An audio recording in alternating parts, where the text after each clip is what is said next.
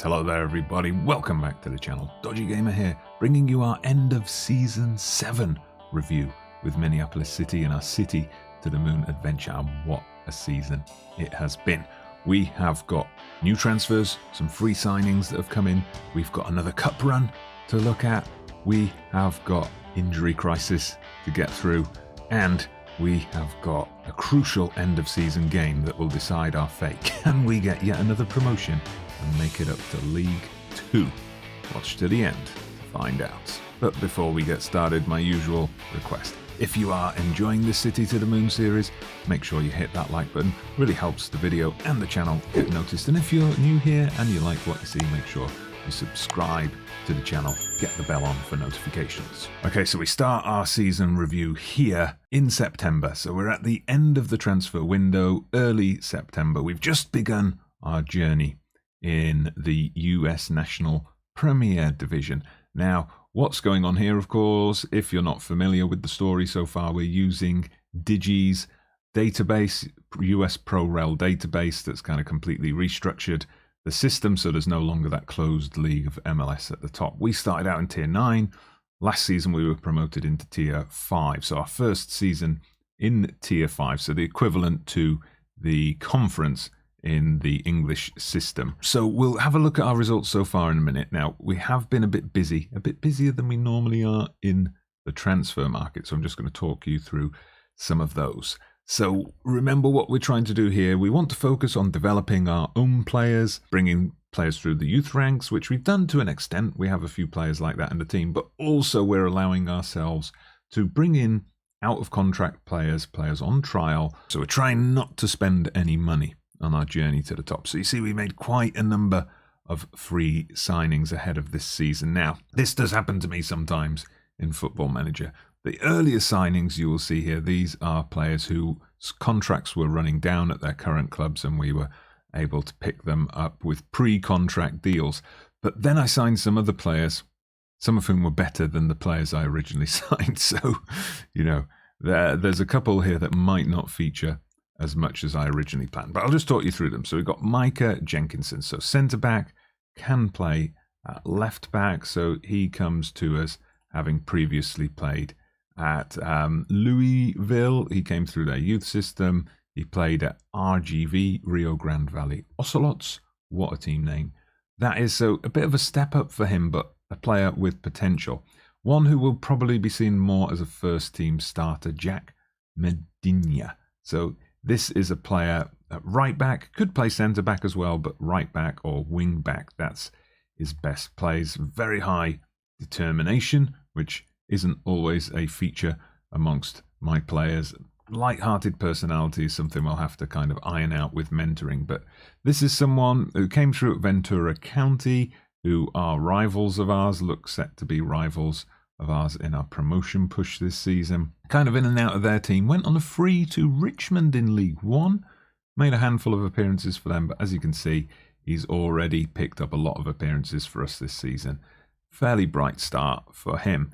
One player we signed from another club, Jake Hutchinson, so left winger. We picked him up as his contract was running down at Maryland Bobcats.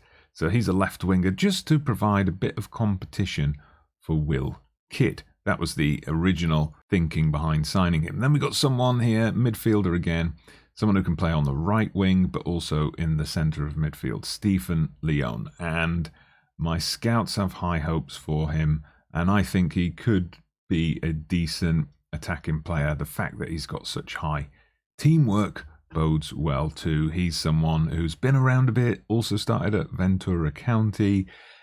He's been at San Diego Gauchos, who are also one of the top teams in the division. So he's got experience at this level, which will be important.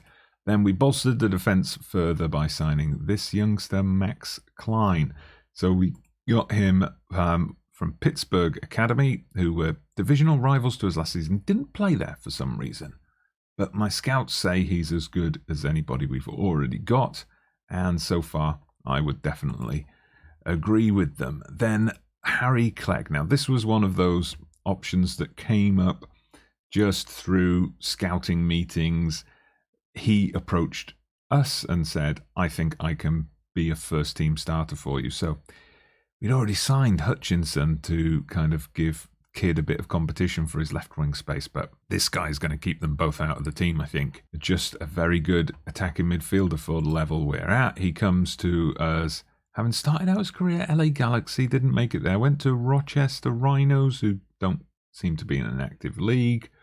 So he's looking for his big break, and hopefully he's going to get it with us. Also coming in on the left side of defence, Martin Nelson, he of the thin goatee beard.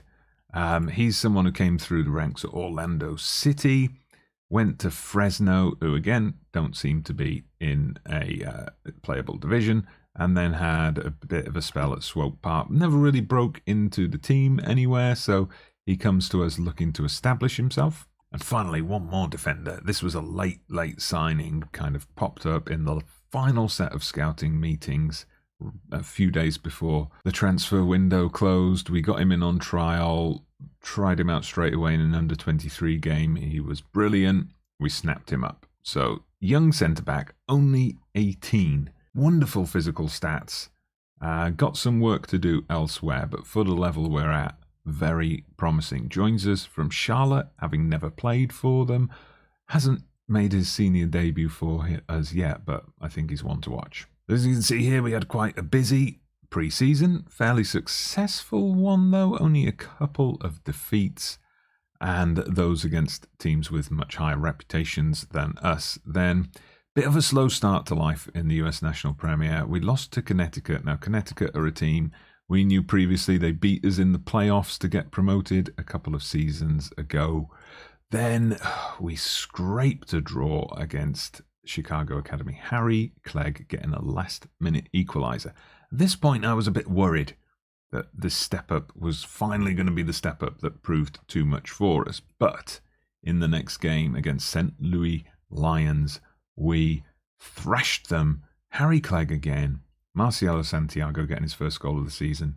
Stephen Leone getting a brace as well. We repeated that scoreline the following week against the Inter Miami Academy. Again, Santiago getting goals, Leone getting goals, Klein getting a first goal. So the new boys getting on the score sheets. That was great. We also beat Nashville and Charlotte, who were promoted with us last season.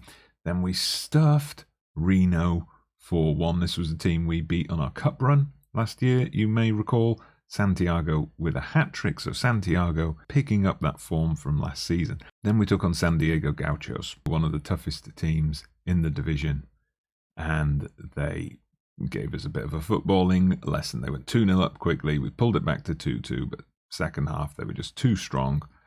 They won 5-2, so that means at the moment, early days of course, so we're fifth. We're up there. San Diego Gauchos have leapfrogged us with that win. Ventura County and Connecticut, they look like teams to beat this season. Well, now we're going to fast forward a little bit to later in the season, see how we're doing. We've got cup matches coming up. If we have a look at the schedule, you'll see we've got Charlotte Eagles as we enter the US Open Cup, and then we've got Birmingham in the National Cup. So let's fast forward and check in on our cup runs. Okay, so we fast forwarded a few months to the end of the year, to December.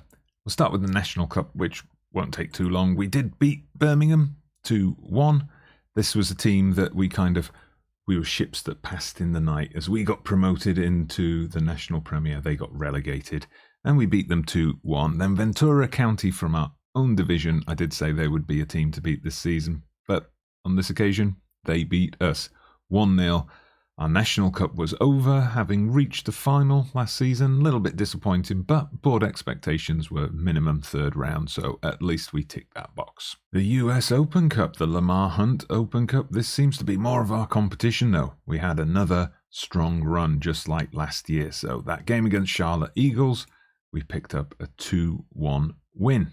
We then took on FC Delco, so those first two matches we had a bit of a throwback to last season, teams we were playing then. We needed to work a bit to beat these guys though. They were 2-1 up pretty late on. Will Kidd made it 2-2, Justin Oliver, so again a bit of a throwback to last season with those guys in the team, but they managed to secure us a win. Then we took on Inter Miami Academy in the next round. Now this was a team we'd beaten with ease in the league, but we struggled a bit here. 1-1 it was at full time.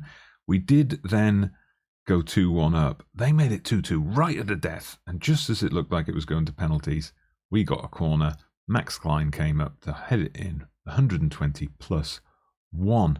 So we got ourselves through to the first round proper for the second season in a row. Big game against New York Academy in the division above us, so a bit of a, little test for what it might be like if we could get there at some point in the near future.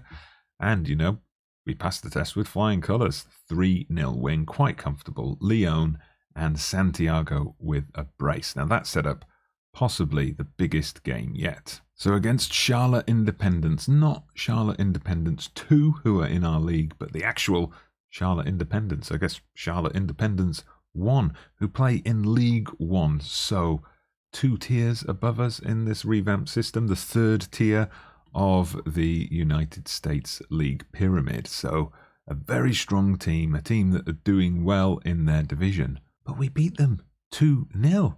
And look, let's have a look at the match screen on this one. 2 early goals from Santiago. We then got a penalty, and at that point we were thinking, wow, Santiago is going to get his hat-trick. He missed. And then just to make things extra interesting, Terence Osman, our right winger who we signed last season, got himself sent off. So it was a bit of a nail-biting finish, but we held on. We beat Charlotte Independence 2-0, and that set up a 3rd round tie. Remember, 3rd round is where, just like in England in the 3rd round of the FA Cup, the top 2 divisions come in. This time, we got a championship team, although it's one of the MLS big boys, Nashville. So we travelled to them. I did consider making this a feature game on the channel, but I thought, we're doing well as a team, and I keep bringing you these games where we lose.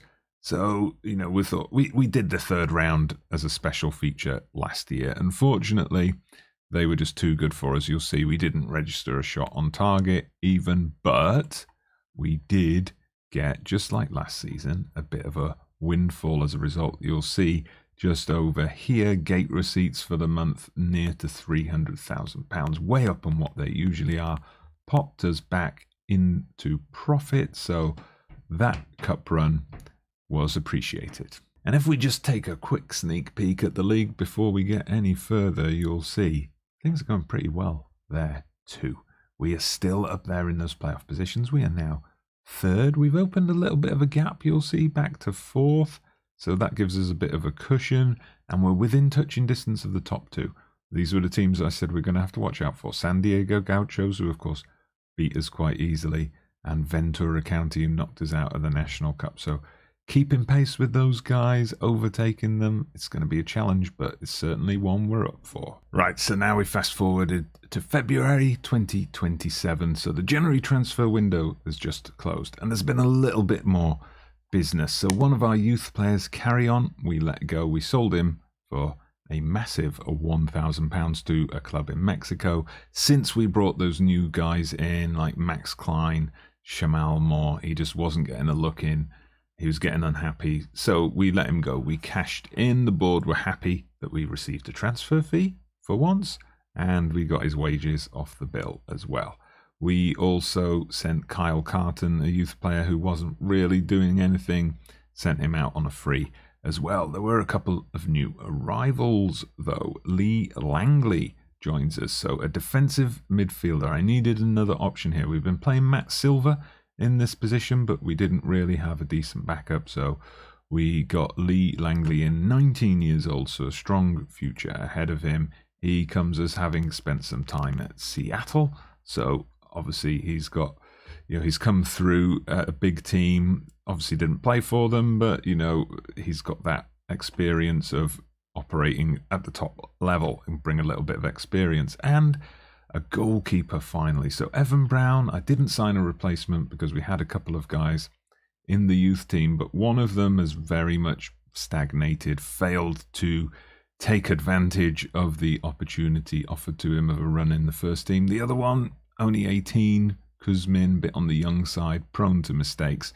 So we brought in this guy, 22 years old, Philip Arguez. Sure, there's a joke we could make about his name somewhere. Decent keeper for the level, definitely the best keeper we've got in the squad. Maybe not quite up to the level of Evan Brown, but he's got the right numbers in the right places. So he joins us, having played for Greenville in League One. I mean, as a backup for them. Also having played for Inter Miami Academy in League Two. So he's got experience at a slightly higher level. Hopefully he's going to help us get there. So just going through the league results, I mean, we've been in good form most of the way. We've had the odd blip, like here we had a loss to North Carolina Academy, although away, that was a fairly tough game. We've had some big wins too. We stuck 6 past Jacksonville, and then we've had some tight games, some games that were much tighter than they should have been. We've taken on some old rivals like Atlanta and Maryland Bobcats. It took 2-1 in both cases to beat them. But in December, one of the biggest games of the season so far, we travelled to Ventura County once again after travelling there in the Cup. We couldn't get the win though, and it was agonising. We had the lead.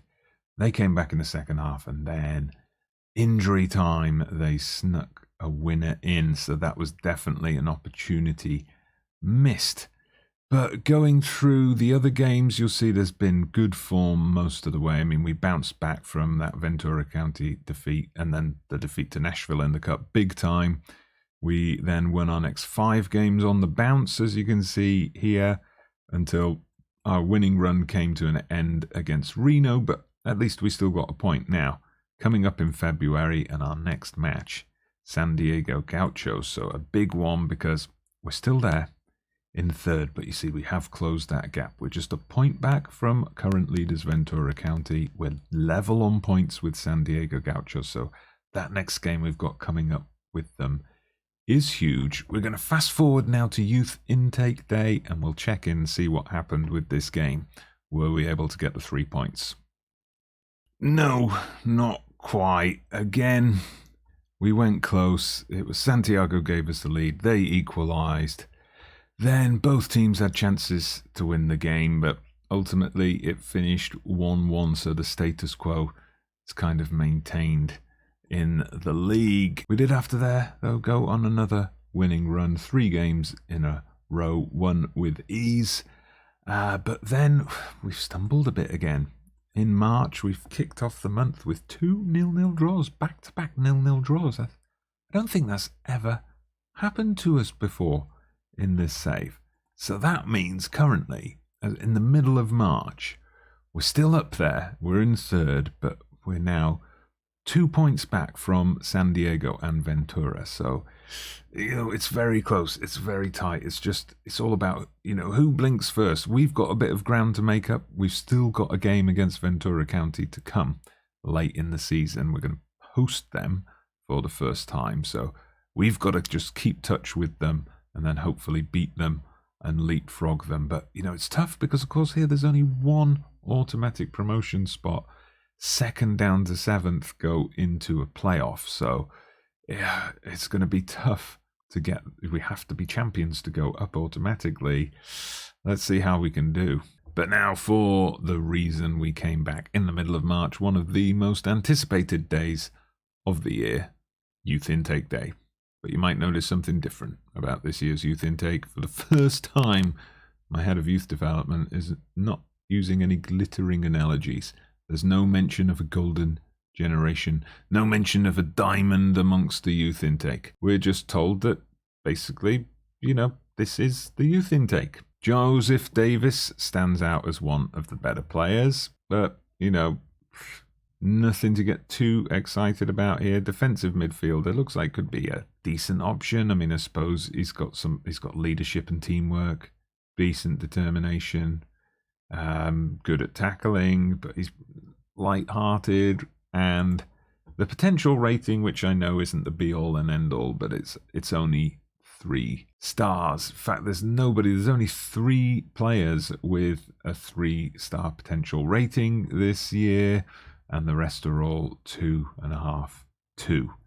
So there's no one who stands out. I've already had a look through them.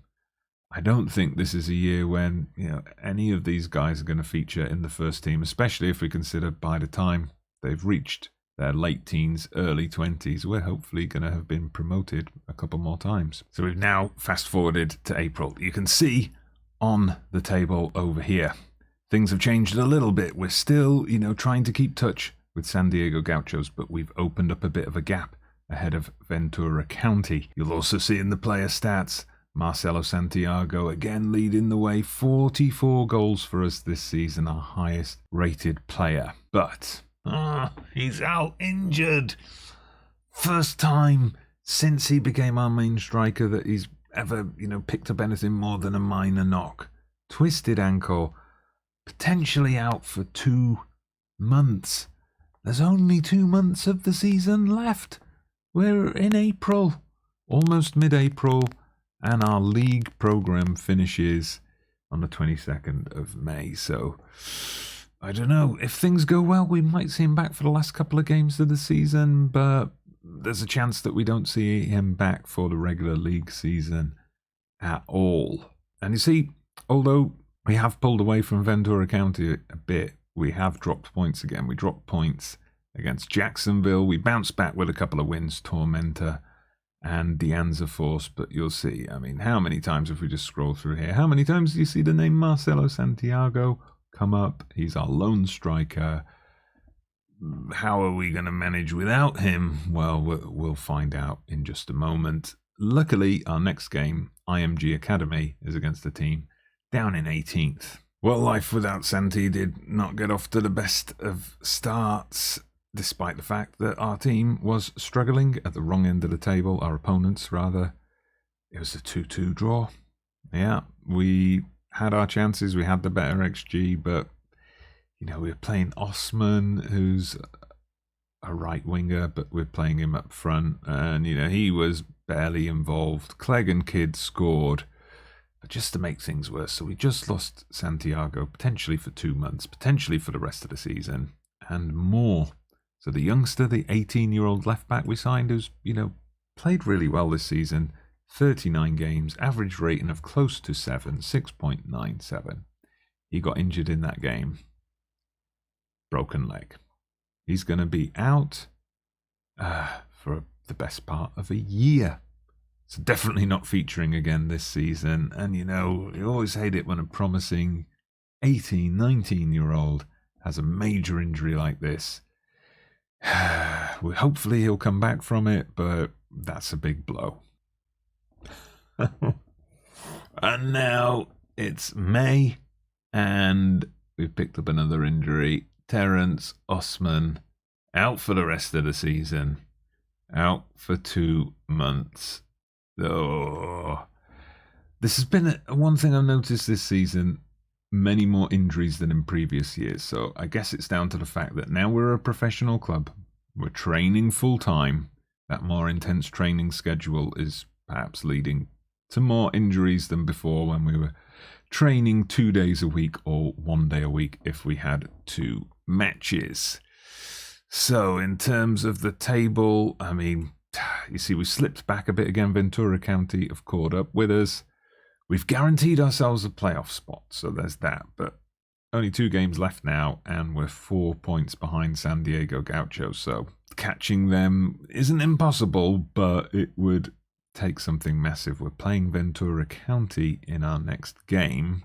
I suppose the slightly good bit of news is Marcelo Santiago has gone for the lower end of the recovery period. It said 5 to 8 weeks, so he's scheduled to come back into training tomorrow. He should be available for the Ventura game, at least for part of it.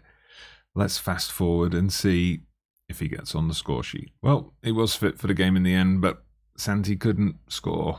A bit of rustiness, I suppose. Hadn't played for 6 weeks, and we lost 2-1 to Ventura County.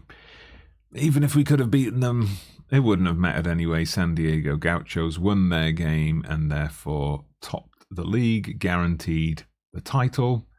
So now we've got to face the playoffs. Now you might see just over here, final league game of the season, we faced Maryland Bobcats. Santiago did get back to goal-scoring ways, scoring the only goal of the game. And this is a team that are also going to be in the playoffs. Indeed, we would face them again in our next match 10 days later. They won through the quarterfinal. We got a bye from that, based on the fact that we were third in the league. 1-1 this time, so penalty from Santi to level the scores after they scored late in the first half. They had a goal disallowed, so we were hanging on a little bit at the end. We were better, though, in extra time. We probably should have won it. It went to penalties. Luckily for us, they missed twice. Lyon had the chance to win it for us and missed, but they missed as well. So both teams missing their final penalties. But Santiago, Andrews, Olvera and Nelson, their penalty kicks got us through. So it all comes down to this. We are taking on Ventura County in the playoff final. So this is a team we've played now 3 times. We haven't beaten them yet. In fact, we've lost all of our 3 encounters with them so far. We lost away in the cup. We lost home and away. In the league, this one's going to take place at a neutral venue. Will that make a difference? Well, we will see. Whatever happens in this game, at least, as usual, we have the advantage of the fact that we were only expected to get a mid-table finish. We did later adjust that to reach the promotion playoffs because, you know, with the professional contracts and new minimum salaries, we were starting to push the upper limits of the wage budget a bit. So we agreed to that mid-season offer, adjusted expectations. We'll make the playoffs. We got the wage budget sorted. Can we do it? Just pause for a second if you're still watching at this point. Let me know down in the comments if you think we can beat Ventura County and get a consecutive promotion. Can we get our first playoff victory? Let's see. Now, one big selection issue we have ahead of this game. Santiago's back. That's good. Osman, still not fit. And, of course, Moore is going to be out for quite some time. Now the problem we have is another injury, which I didn't mention, Jack Medina. So he had a torn thigh muscle, which came back in April as well.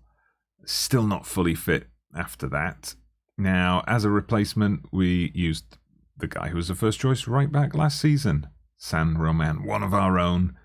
He managed to get himself suspended after a yellow card against Maryland Bobcats in the previous round.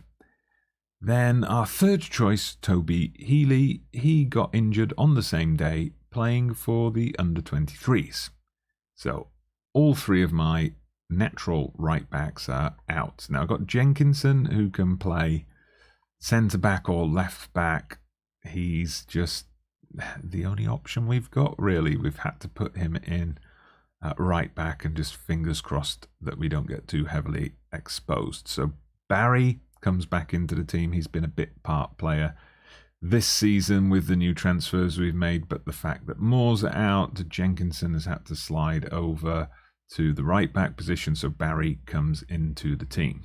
Okay, so the teams come out. We're ready to kick off this big playoff final. It's a capacity crowd. Like I said, it's a neutral stadium. We're playing somewhere over in Colorado. Ooh, that was nearly an embarrassment early on. But they picked a stadium with only a capacity of 1,500, which was a bit strange. The semi-final we played, which was also in a neutral venue, that was played at a ground with a capacity of 7,000, and we had like 5,000 people in attendance. But anyway, it is what it is. Small, tightly packed stadium that suits us more. That's what Ida Nelson Field is like, the Nelly as it's known. Let's see if we can work that to our advantage here.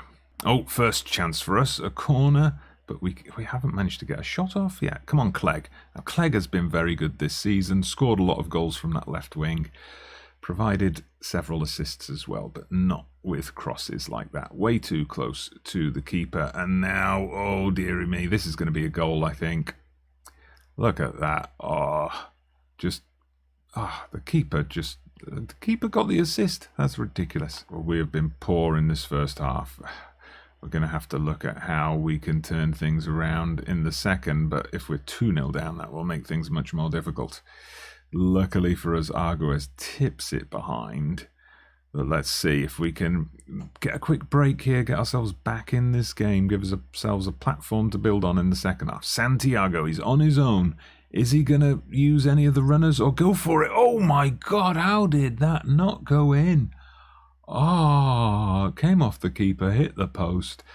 Oh, that was a crazy moment. We can't do anything from the corner, but that shows the counter-attacking prowess we have, the danger that we pose. Right, so a couple of changes come here. We dropped back to more balanced from positive. I think we were getting a bit overrun there. Just going to drop the defensive line back as well, because obviously with that goal, it was a quick ball over the top. We're not going to make any other changes. We'll just see if we get out there for the second half what difference we can make. I've got everybody motivated with the team talk. Hopefully they can respond accordingly. Anyway, first highlight, and it's us on the ball, but we give it away. Oh no, if we concede here, it's going to be incredibly difficult. Oh, we've given away a penalty. Come on. Oh, that is ridiculous. Where's VAR to overturn these things when you need it? And, oh, it's saved. Arguez. Yes. He kept it out. He keeps us alive in this game. Could that be a turning point in this match? Well, not if they score here from the continuing play, but oh, big save from Arguez, who of course came up big with a couple of saves in the semi-final against the Bobcats. Oh man, so many players not performing today. I mean, especially in the midfield and attack. But you know, who do I have that I can bring on instead of Andrews? There's no one really. What we will do, though, is we've dropped Silva back into his defensive midfield role. Olvera, who has been good this season, was playing more regularly before Langley arrived. We're going to bring him in. He's just recovered from a knock. And Hutchinson's going to come on for Clegg, who's also carrying a yellow.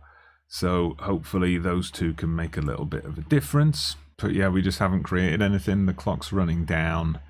It's going to take a miracle now to get back into this. Oh, nothing's happening. Nothing's happening for us.